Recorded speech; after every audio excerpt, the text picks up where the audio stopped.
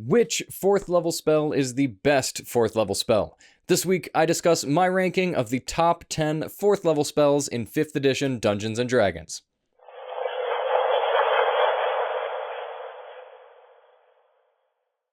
Hello players and GMs, I am Reese, and welcome to another video by Jetpack7. Before we get started, I just want to remind you all to please like, comment, subscribe, and hit the notification bell. The channel has been growing steadily, and that has been awesome to see, but I would love for it to grow even more because conventions are finally coming back, and I want to meet the people who are a part of this little community that I've been able to build up. So I would love it if we could reach 5K subscribers by 2022, because that would make Gen Con and all the other conventions we end up going to a whole lot of fun. Either way, thank you so much for your support so far. This week, I am continuing my spell rankings with 4th level spells. This is the point in the game where the list of spells starts to get smaller, but that doesn't mean they lose their potency by any means. 4th level is certainly a utility-focused level of spells, which honestly, some of the better utility spells in the game do happen here. There are a few that I always fall back on, but several that very effectively fill a more niche section of the game. So without too much dilly-dallying, let's go ahead and jump right into the list at number 10. In the 10th place spot, I have Death Ward. This is one of those spells that I always forget about until it saves my life. There isn't too much to say about Death Ward other than the fact that it lasts 8 hours, it doesn't use any concentration or anything like that, and it is basically a single-use stay out of death saves free card. I felt the need to include Death Ward in the top 10 because it can potentially be life-saving. In the face of a disintegrate spell or something that instantly kills you if you hit 0 HP, this can obviously be really huge. That said, there's also the chance that the spell can be wasted entirely, like if it's triggered on the first of 3 attacks by a creature, so using that logic, you could probably justify putting another spell above Death Ward, but in my opinion, its benefit outweighs the potential of it being a flop. Plus, it's not like you can't just cast it again if it is in fact wasted. One of the few damage spells at this level is one I think is actually pretty undervalued. In 9th place, I have Stormsphere. Stormsphere is like a nice little mix of damage and disruption, allowing you to disrupt a point in the battle while also dealing significant amounts of damage to targets around that point every turn as a bonus action.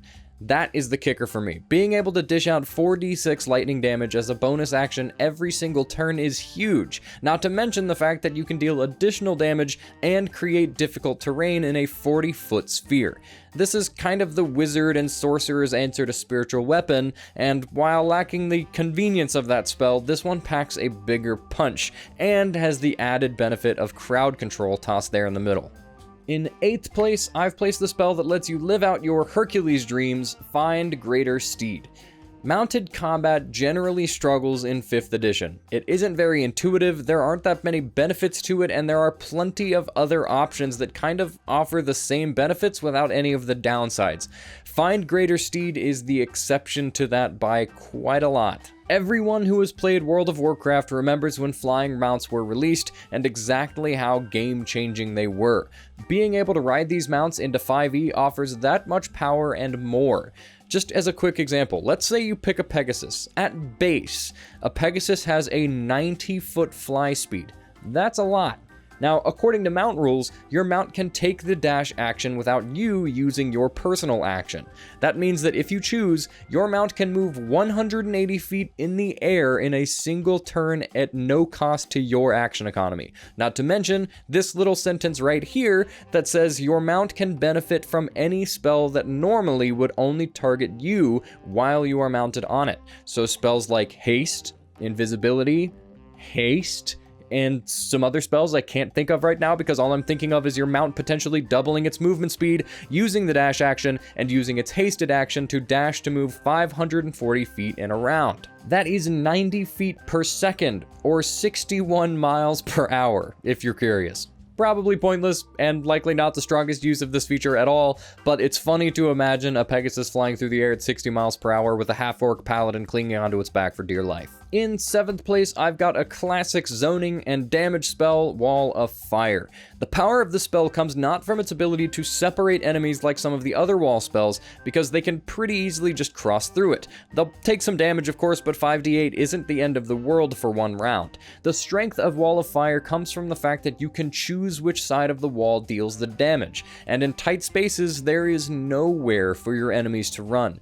They'll take the damage if they end their turn within 10 feet of the damaging side, so in the right spot, you can really start to cook a large number of enemies. And because you can choose the side, it makes it pretty easy to avoid hitting your allies as well.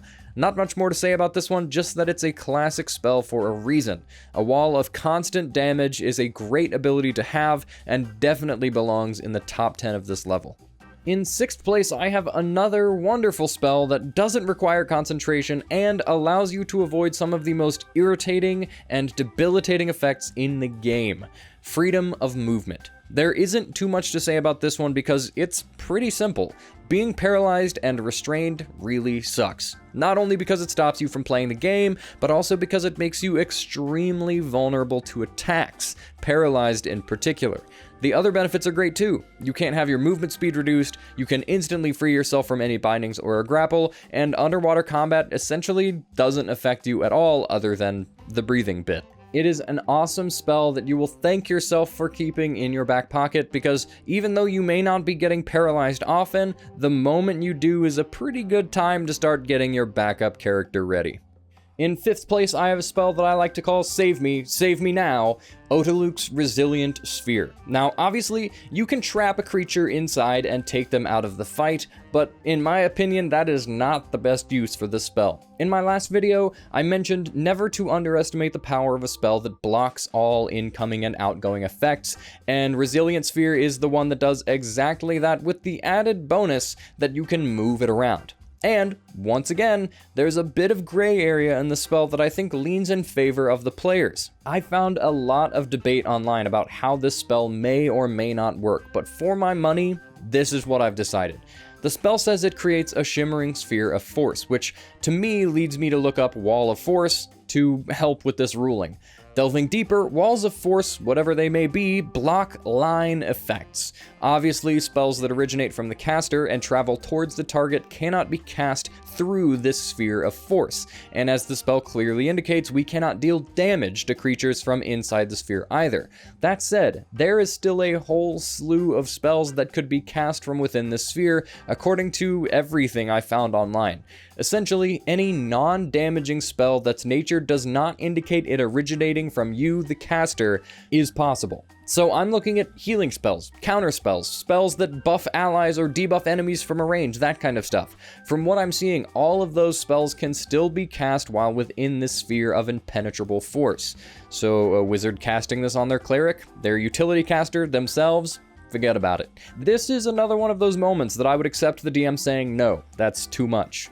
But at my table, you can bet I would let it go because that is just too awesome, which to me makes it a really freaking strong spell.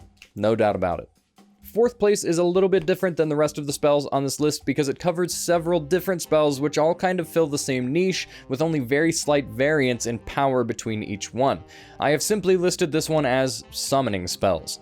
4th level is kind of where all the significant summoning spells got placed in 5th edition, and they are all pretty amazing, but also very similar. They operate similarly, they end in the same way, and all the creatures you can summon are all about the same in relative power.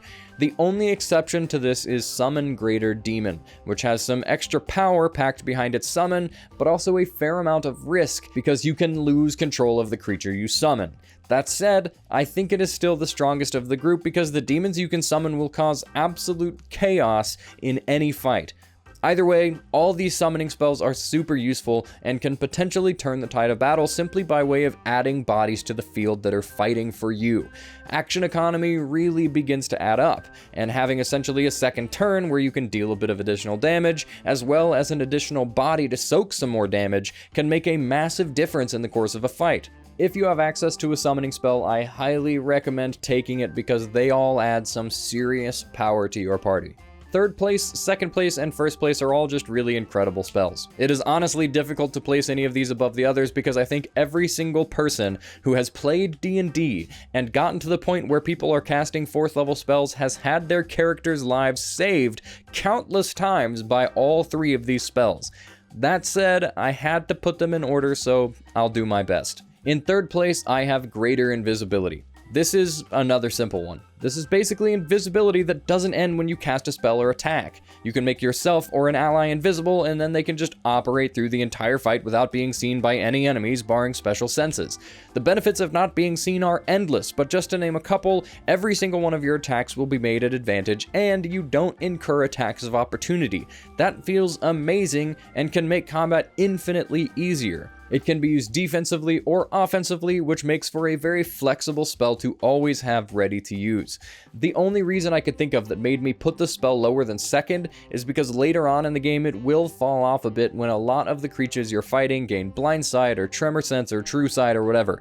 Invisibility obviously greatly loses its luster when many of the more powerful enemies you're fighting can still see you. Either way, it is still handy because plenty of the creatures later on still won't be able to see you, and the benefits definitely outweigh the detriments, which makes a pretty commanding case for the spell to be in the top 3.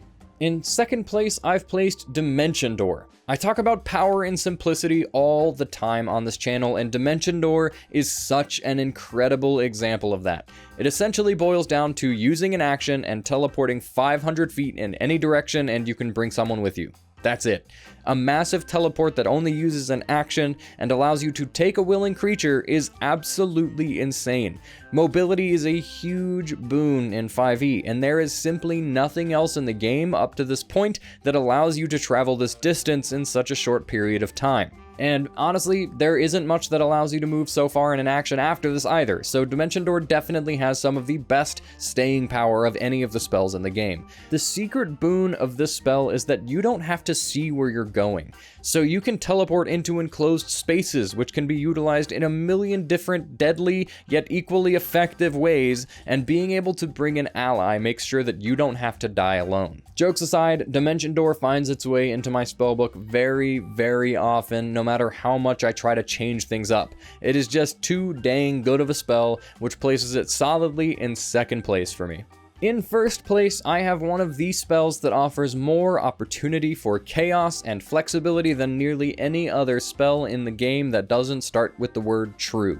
The best 4th level spell for my money has to be Polymorph. What's not to love about this spell? From turning your enemy into a turtle to turning your ally into a T-Rex, this spell just offers so many incredible options and carries with it the same potent interactions as a druid's wild shape. It has always been insane to me that the written rule of Polymorph is that you can turn your allies into a creature of CR equal to their level, because the intended balance of CR is ideally that CR equals the level of a 4-person party.